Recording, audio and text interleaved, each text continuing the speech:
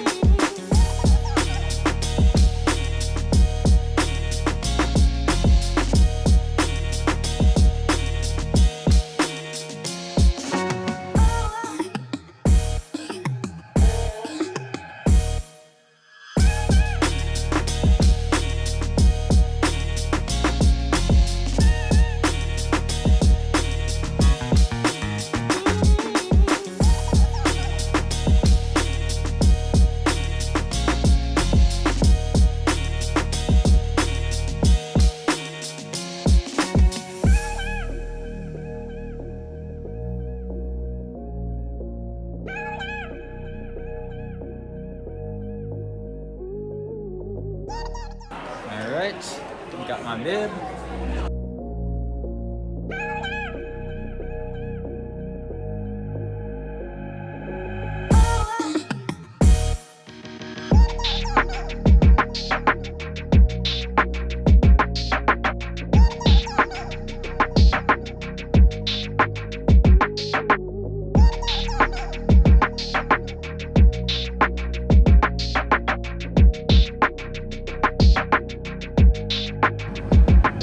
Marathon Monday, race morning. Gotta get my coffee, a hot coffee, and then drop my finish line bag. Then take a bus at 6:45 a.m. bright and early. You know, the start time's 10 a.m. Gotta get up to Hopkinton. Starbucks, important. Didn't have a coffee maker in the hotel room, so you gotta do what you can. 5 a.m. opening Starbucks though, so happy about that. Hello, thanks for being out here. Yeah, thank you. Have a good day. Have a good day. Thank you. Thanks.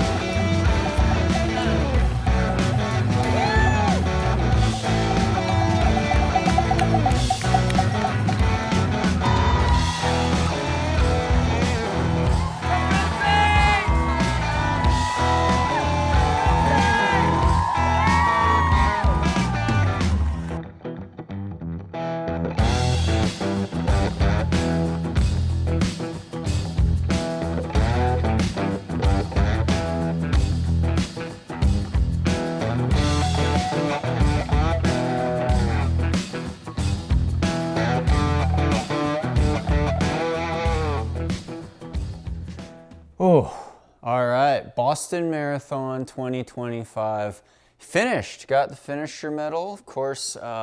Beautiful day in Boston. You never know with the weather.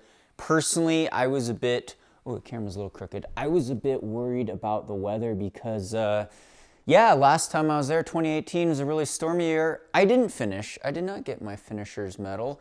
And it was the first marathon in like 20 road marathons I've done. I've done probably over 40 ultras, but 20 road marathons where I absolutely couldn't finish in 2018, and it was really embarrassing. I didn't have a jacket. I got hypothermia, almost had to go to the hospital, yada, yada, yada. This year, perfect weather conditions in terms of temperature. I really loved it. It was like 50 degrees, sunny, dry. I like the dry weather. There was a little wind. It wasn't a big tailwind year, I'll tell you that. It was probably, it was a slight headwind, crosswind, headwind. When you turned up the Newton Hills, you know, I had guys to run with, so it wasn't really a factor, but temperature was perfect for me. I was still trying to take care of myself and dunk water on my head, take a lot of gels. We'll get into those details there, but you see some of those clips around the weekend. Going into race day, I mean, 2 days before it was like 80 degrees. I don't know what that is in Celsius, in the 20s, 25, 30. So like hotter than normal. That would have been a much slower day if we had the race there. And then I think the day after is going to rain. So, you know, the humidity is different coming from Colorado. No excuses though, no excuses with the weather. And you know, the thing going in that was really interesting, besides my training or lack thereof of running training, I would say, was that, you know, coming off winter in the Northern Hemisphere for a lot of people, you kind of fear that hot day. So, you know, I say, oh, I'm heat training, I just wear extra layers outside. We don't have a fancy sauna or hot tub or anything like that, but, you know, I took some hot baths, I wear extra layers, run in the heat of the day sometimes. Heat of the day, it's freezing cold out here in Colorado some days. Actually snowed the day I left. There's a big snowstorm in Denver, but I digress there. Weather was really good, and coming from Honolulu, my last marathon, actually where I ran my qualifier at the end of 2023, December 2023, I'd run 2:31 at Honolulu, and this was after my pulmonary embolism, of course, and after coming off of actually TDS, my best 92-mile mountain ultra in Chamonix. I actually finished strong at TDS, but you know, the leg turnover wasn't there. Honolulu was in December. I ran 2:31 because it was very humid and quite warm in Honolulu in December. That course is also tough, 1,000 feet of climbing. So I knew it wasn't my fastest time, and getting seated with a 2:31, I was like, well, I need to beat that. I need to beat that, especially if the weather's good at Boston, and it was. So, you know, the pressure was like, you should run under 2:30. And then it's like, well, how much under 2:30 could we run, right? That's like 5:42 per mile pace, 5:40. You know, I used to be able to do training runs in Boulder almost at that pace for 24 miles in training as a fartlek, but that was 12 years ago. So, you know, it's a tall order. And coming off of some disappointing ultras, mountain running, schemo training, more on that in a bit, not doing a whole lot of leg turnover and 5K, 10K stuff anymore in between marathons. Without the road focus, you know, it's a little dicey when you come to estimating your time goals. But I knew I wanted that sub 2:30. I was like, well, maybe we could run between 2:25 and 2:30, and that was kind of the ultimate goal. But I was thinking 2:25 was going to be a stretch based on how training was going out here. And, you know, not knowing with my lung function, there's been a lot of lung pain, pulmonary embolism, scar tissue in the lungs. My breathing numbers have been horrible. I got tested for allergies this spring, spent like almost over $1,000 just getting an allergy test. They're like, well, you're basically allergic to a lot of stuff. I already knew that. Anyway, thought I had a sinus infection after FatOx, 24-hour ultra. A lot of excuses here I'm planting, but I was optimistic going into race weekend. How could you not be excited in Boston? It's really about, you know, you see the group shakeout I had, thanks to title sponsor Hoka and some of the local sponsors. Also coaching the B2B program runners and VIP Big Sur runners. Heading next weekend into Big Sur. I'm not racing, but some of them are doing the double, Boston to Big Sur, which is super impressive. My legs are toast right now, so I'm actually really glad I'm not doing that. I am doing another ultra pretty soon, though. We'll touch on that later. But anyway, I digress. Boston Marathon weekend, great shakeout group out run. Met so many inspirational people, from fellow blood clot survivors, people that have had DVTs, pulmonary embolisms, who are persevering and getting out there, people recovering from you know, super serious health ailments like cancer, family trauma, trauma in general. We all go through life with struggles. Some have it a lot worse than others, and how we face that adversity and challenges, especially as we express ourselves in this voluntary suffering like distance running, marathons, ultras, heck, just running 5Ks. It's hard. Distance running's hard. It's a tough sport, and we dedicate a lot to this hobby that, you could have a bad race and it could be disappointing. You could get injured in training. You could have a hiccup, health issue, something like that, that makes it hard to get out the door some days, or get out of bed some days even. But yeah, it was inspiring to meet so many of you. So thanks for everyone who came out to the Hoka group run. Again, doing another one in Big Sur this Saturday, flying out there tomorrow actually. But super exciting heading into Boston. I was, in the regular wave 1, Corral 1. So, the front of the regular wave, but I waited out on those buses for, 2 hours and I almost had to go to the bathroom really bad.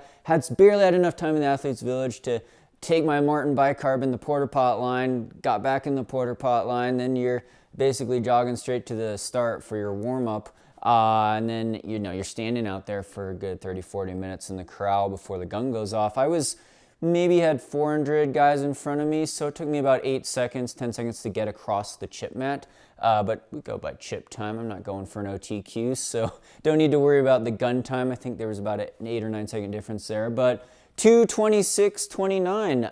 Quite happy with how that went. And, the goal is always to execute pretty relatively even splits, even on a course like Boston, where I think the first half can be a little faster compared to like if it was a perfectly flat course like Chicago or London or something. So, 1:12:30 through the half, and then about a 1:13:59, 1:14 flat in the second half. And of course I say, well, you're going to lose a minute in the Newton Hills, and I probably did, but then a little slowdown last couple miles, even though it felt like I was kicking. But really happy with those splits. I think you could bank a little time on the downhill, because that first 5K you got some downhill miles, and you could run 5 or 10 seconds per mile faster, 4 to 8 seconds per kilometer faster maybe. But I had to save my legs for the Newton Hills, and I didn't want to do a big positive split. And actually, what ended up happening, limiting factor, wasn't my breathing. And this is a huge positive takeaway from this. I didn't feel that typical lower lung pain. I mainly have scar tissue in my lower right lung, but I also in my upper left lung. I didn't feel that pain. I had a little chest pain, I guess, in the last couple miles when I was starting to breathe hard, and my heart rate got over 160, that's actually pretty high for me. I'm suffering quite badly when my heart rate's over 160. It's like, lactic acid attack almost. But it was more the skeletal muscular fatigue, honestly. I actually tweaked my calf Achilles and was more worried about that. I was you see some of those clips of me like limping up Heartbreak Hill. I think I split 9 or 8 seconds slower than my best split up that 3-minute segment up Heartbreak. But that's comparing myself to 10 years ago when I ran 2:19 at Boston on a bad headwind year, also day. But that was, probably the best marathon race of my life. So I'm still going up Heartbreak Hill, the Newton Hills, and holding 540, 550 mile splits, not slowing down over 6-minute pace, which I was quite happy with. And then almost all the mile splits, if you look at the Strava data, were in the 530s. I think the fastest one maybe was, had a 528, 525 in there going on some of the downhills like mile 15, 16. And then maybe mile 4 or 5 early on, there was that. But almost all the other mile splits, very consistent. I had a lot of guys to run with, hundreds of guys around me, which is a new experience. But, I'm out there grabbing the regular Gatorade sip cups like everyone else. It wasn't crowded, you could grab them, but, try grabbing a Gatorade cup at 11 miles an hour. It hits with some pretty high velocity. It's not like the lower 5-minute miles that I used to run and get special bottles for. But, the Martin gel stations, I'd say, were critical because I could feel my leg muscles and tendons going. My hip flexors were not feeling great. My stride was not feeling smooth. I was having trouble with the turnover. Cadence data was pretty low, like, mid 175 maybe. I wanted it to be closer to 180, but I overstride a lot. I muscle my way through. It's not the prettiest form. It's kind of bush league form, but I get the job done. And I was feeling it in the muscles, in the legs early on. I was like, you know what? You got to be extra smart with your pacing. No surges, no messing around. I don't really key off of other runners. I just go by feel. I don't even look at instantaneous velocity on my chorus ever. I just go by each mile split, and I could almost guess it to the nearest second. There were a couple where I got thrown off and I wasn't sure what it was going to be. I was a little worried it was going to be over 540 and it would be like a 538. But You know, the course actually is very accurate with the physical mile markers on the course. It was like, it usually beeps a little before the mile split because you don't run perfect tangents. And if you finish the race and you're at 26.4 miles, like you probably ran pretty good tangents. The race can't be short. It shouldn't be 26.2 miles exactly on your GPS watch. So I knew that going in, and you go by the chip mat times, the 5K splits, running consistent 17-minute 5K splits, pretty consistent at least. And yeah, so I was splashing water on my head, not because it was hot, but it was kind of sunny. And like I said, there's a little crosswind, headwind. You could draft behind some people, which was great. Actually got a little sunburn, but wasn't hot. I still splashed water on my head to keep myself alert. I also grabbed all the Martin gels. They had 3 gels. I started with an SIS. I carried it in my hand actually for the first 5 miles, 8K, and slammed that, 40 grams of carbs. It dawned on me that a lot of people, you probably don't squeeze all the gel out of your gel. So if you're not really careful with that, you're probably not getting the full carbohydrate or calorie content. Even the Martins, I tried to slurp them down, and it's like, well, you leave some on the table, but I grabbed one extra. Grabbed a lot of caffeine ones, actually. I had a precision gel in my pocket that I took early because I was like, you need some caffeine, 100 milligrams, boom. Martin, calf, 100 milligrams, Martin, calf, 100 milligrams, probably 300, 400 milligrams of caffeine. Some regular ones, but in between those stations, every 5 miles taking a gel or so, I'm pounding some Gatorade because I wanted the salt, the electrolytes, and the extra carbs. And if I could sip little cups of Gatorade and slam that, I'm trying to limit my glycogen stores from blowing out, my muscle fatigue, my brain fog type of fatigue from the high effort. And if I wasn't nauseous, and I wasn't puking, didn't have any GI distress, you're good to go. No sloshing in the stomach. It's actually a lot easier than an ultra. It goes by faster. I didn't manifest those big GI distresses. But, the legs were feeling it, especially the Achilles tendon, the calf. Things were getting stiff. And in the last 8K, trying to roar down Heartbreak Hill and hold even and try to pass some more guys, I was rigging up. I was rigging up hard, and he suffered greatly in that last 5 miles, that last 8K. But the goal was not to slow down. And so I feel like I'm fighting the wind. I'm going neck and neck with these guys. I don't want to draft off of anyone, and I wanted to be an honest pace and push it all the way to the final turn onto Boylston. And yeah, I threw down, and it felt like I was like kicking at the end, and I was basically just barely holding even pace, which is ideal because you're scraping up against the wall. There's no massive slowdown.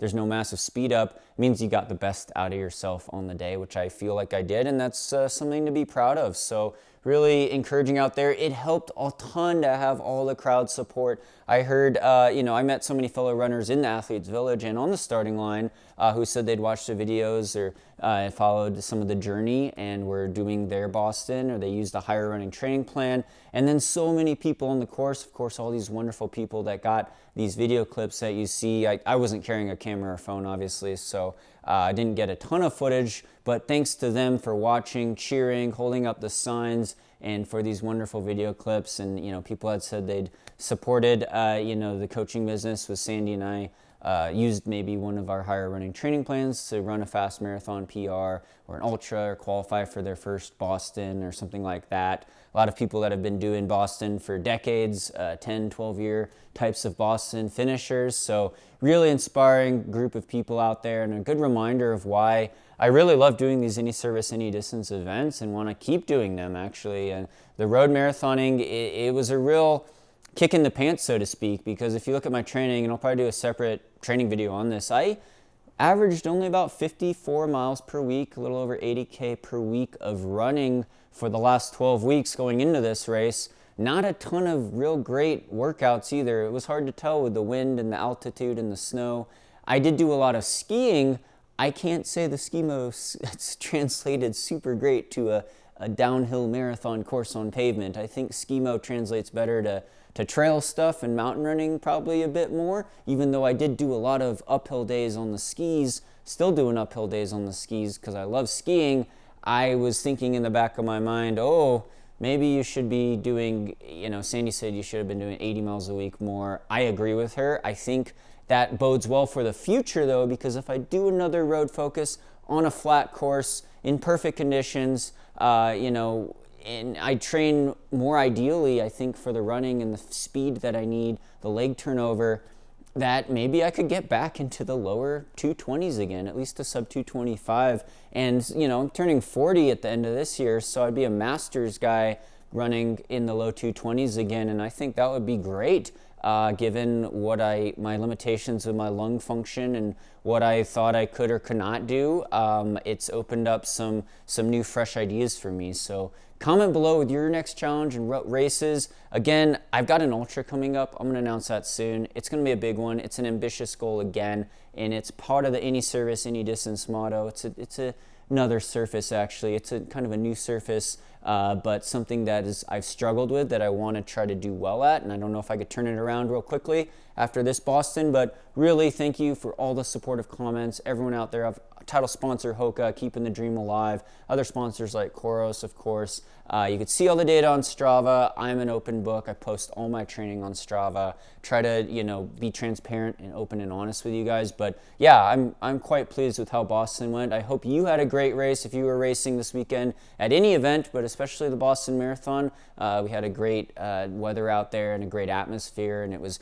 a busy weekend, holiday weekend with Easter and Patriots Day and all these celebrations. I can't say I slept a ton before the race either, but I digress. Going into Big Sur this weekend, I'm going to be coaching and watching out there, so maybe I'll see you out there if this video comes out before then. If not, hope to see you at future events. I know we got big things in the ultra trail community coming up as we come into the spring-summer season in the Northern Hemisphere, so super excited. I do want to get back in the mountain trails, but got some more things to do before then. Going to create some more content, training talks, you name it, entertaining stuff. Thank you again. Hope you're doing well, and stay tuned for more VO2 Max Productions.